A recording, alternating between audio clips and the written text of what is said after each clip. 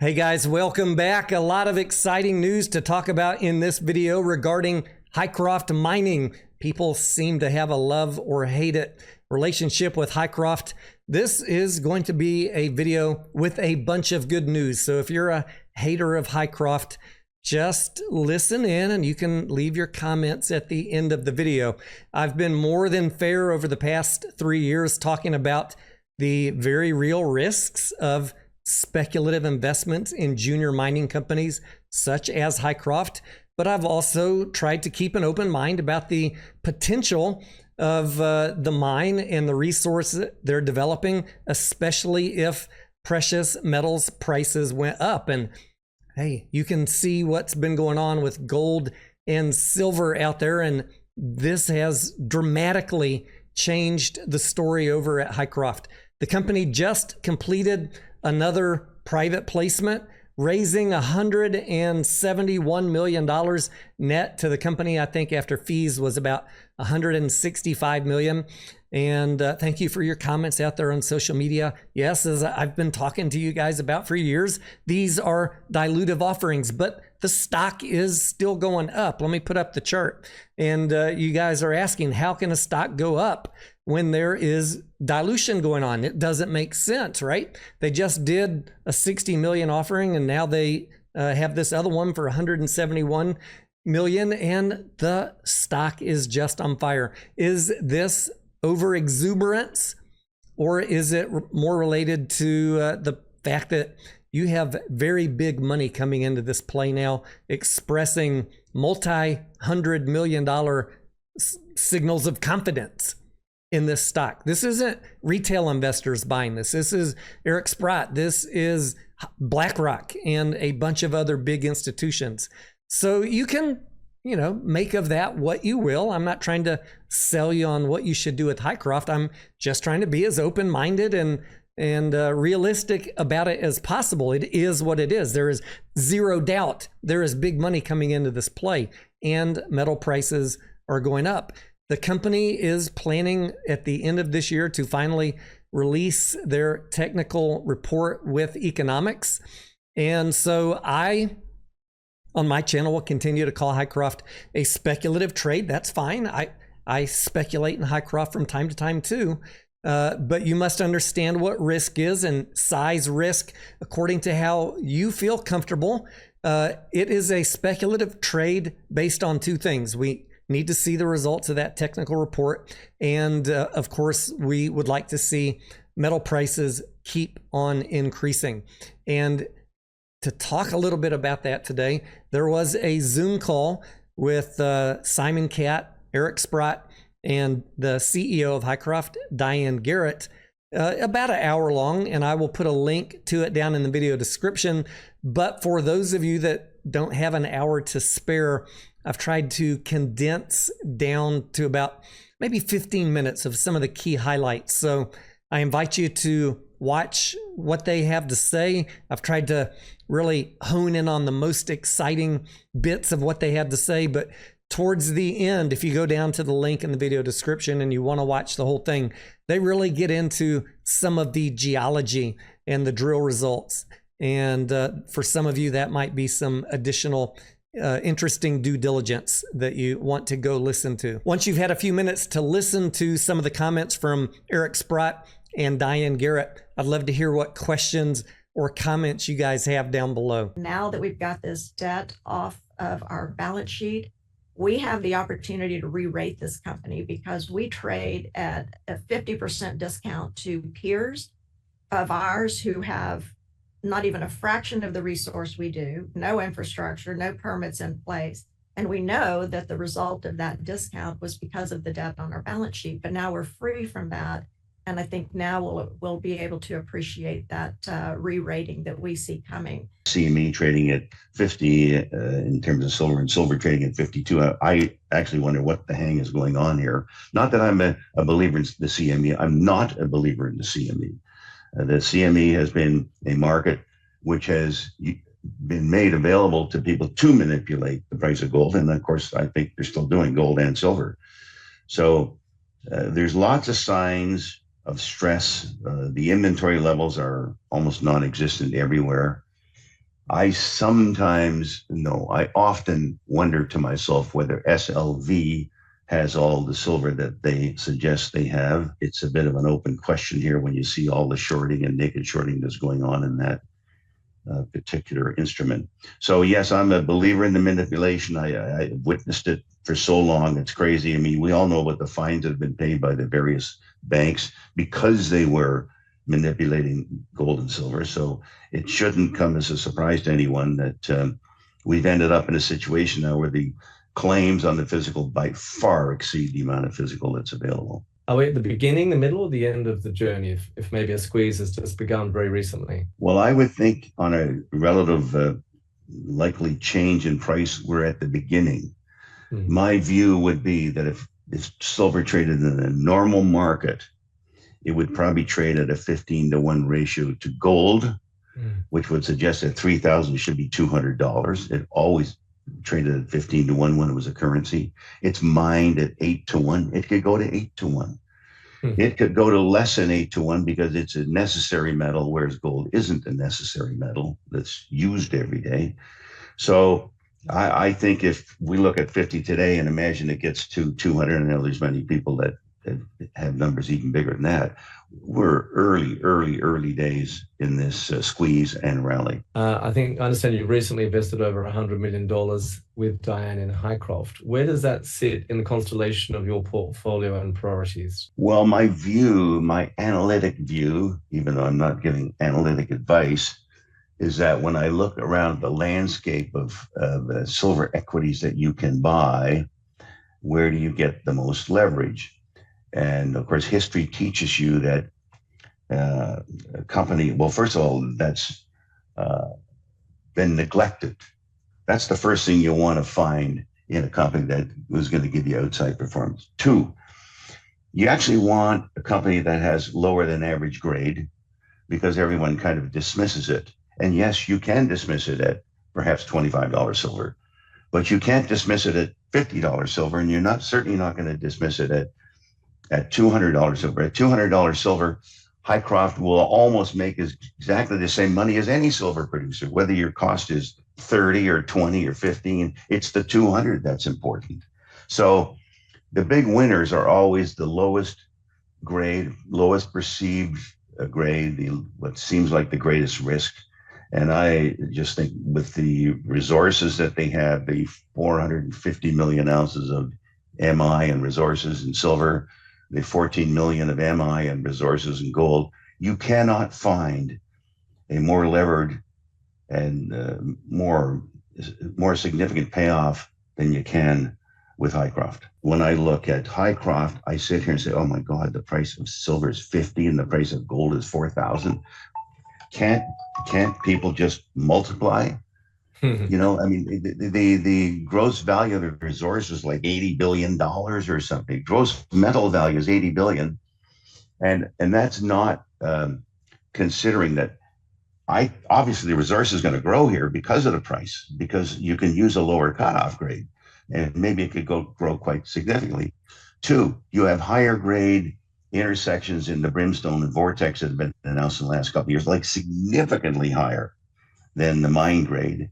And 3, we have a feeder zone that is sort of showing signs that it may be what manifested the huge deposit that we have here. And of course, it would have very high grade too. So you could get a combination of, imagine getting a combination of a Fosterville and a doubling of prices and a doubling of resources all in one package. So the package is likely to get a lot bigger than I'm describing it as. I own, I think, 40% of this fully diluted. Okay, you can only put so much in a 600 million market cap company. Okay, and I'm doing my damnedest to get my position as large as I can make it. And I hope that when the fourth quarter study comes out on what the feasibility study might suggest, that I will feel free to go out and buy more if it agrees with what I'm imagining should be happening here. And it's, it changes so fast. In fact, when I think about this discussion here, if it was yesterday, at the end of the day yesterday, I would have said You know, we almost had $100 in gold, which is, I think, something like 200 million increase in NAV. We had $2 in silver, which is $200 million increase in NAV. We increased the NAV by 400 million, and the market cap was 600 million. Hmm. That's a one-day change, one.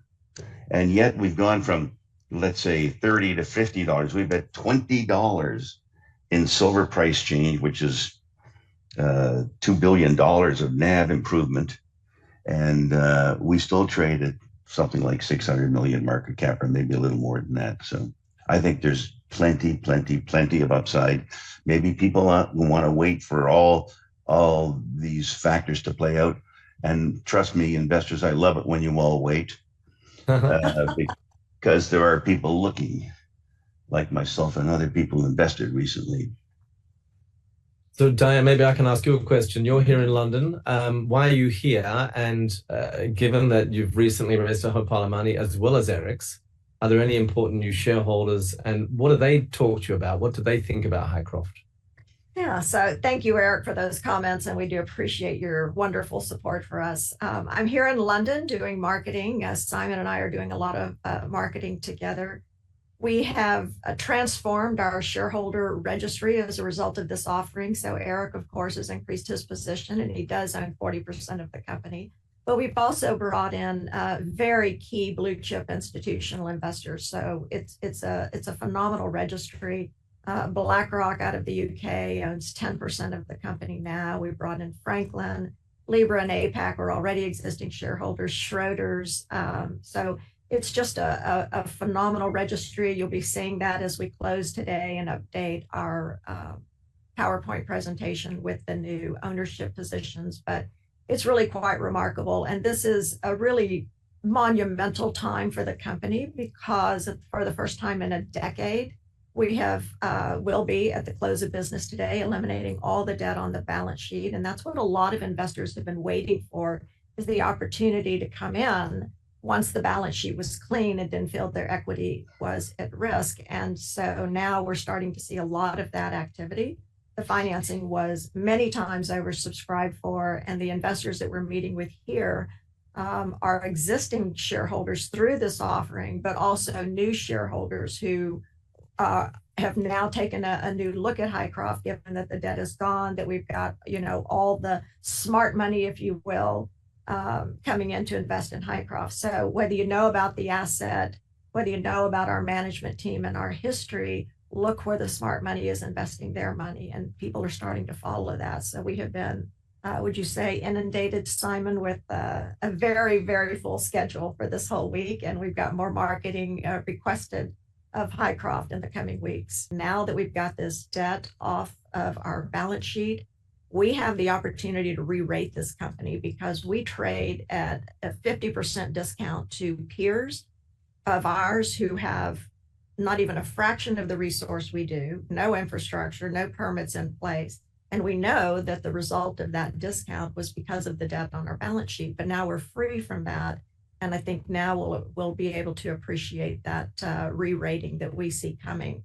And our job is to get this share price reflective of the value of the asset, which we believe today is still significantly undervalued. Thanks, Diane. Eric, what excites you most about Hycroft? Well, I'm going to take a step back and tell you that, and Diane would know this, in the last 3 or 4 weeks, the last thing I was concerned about was the debt. This is a world-class deposit with a little $120 million debt. Like, it's nothing. Are you kidding me? This deposit versus a $120 million debt. And I said to Diane before this last raise took place, I said, you could get hundreds of millions of dollars if you wanted it. And sure enough, they raised 170.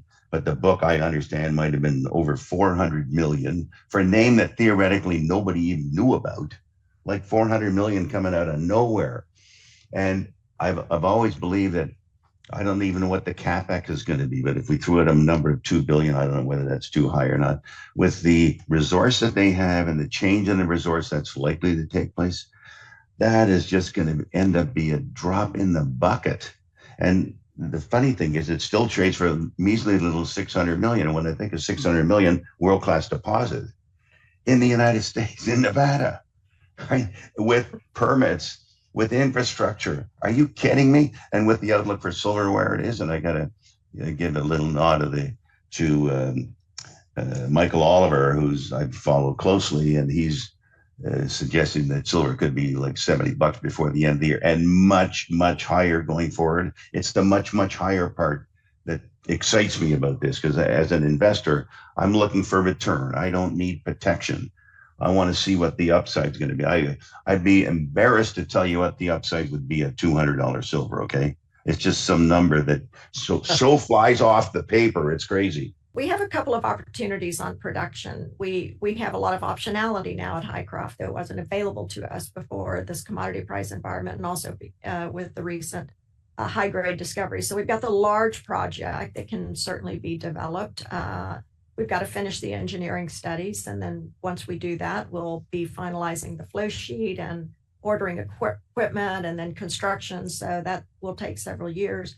But we also have the high grade underground discovery. We're going to be using some of the money that we recently raised to double that drill program. So we'll have 4 rigs there, and then we're looking at bringing on more subsequent to that, so we can develop out a very nice resource over the next year, and then do a study on that to look at getting into the high grade and mining that is a potential starter area. And the other thing too that's come up, and I get asked about this a lot, and we've referenced it in a few of our press releases, is we still have heap leach material at Hycroft.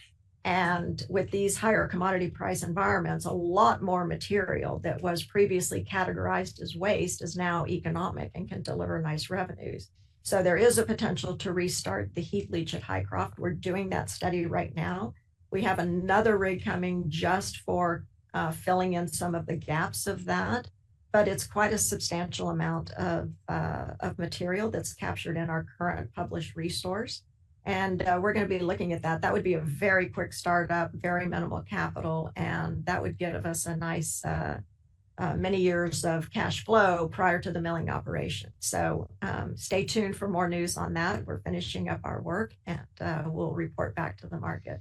So we are as anxious to be in production and start it up as everybody else, but aren't we all glad that we weren't in a position that we started this up several years ago and left a couple of $1,000s gold and tens of $20 silvers on the table and never captured that value from our ore body. So the timing will be right, and we're doing the necessary work to make sure that it's a successful startup. We will undoubtedly find high grade.